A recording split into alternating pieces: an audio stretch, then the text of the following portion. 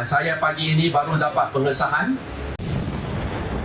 Ini juga sukacita diumumkan pada 3 hari bulan Januari. KPKT sedang bekerjasama dengan Tourism Malaysia di bawah MOTEC dan juga DBKL di bawah Jabatan Wilayah Persekutuan. Kita akan buat majlis pelancaran pencahayaan Bukit Bintang Kuala Lumpur.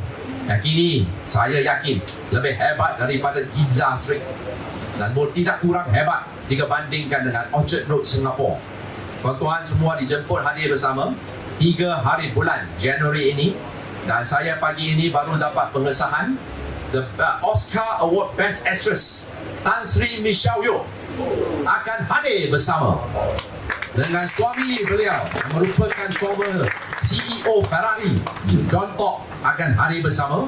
Dan majlis perancaran itu akan dilaksanakan akan dirasmikan oleh Yang Amat Berhormat Datuk Seri Anwar Ibrahim sendiri, dan program tersebut akan dibawa secara siaran langsung RTM, di mana ini adalah kali pertama bukan saja lighting up ceremony, dia juga akan ada Bukit Bintang Parade macam Disneyland punya parade, di mana ada 20 kontinjen akan ambil bahagian.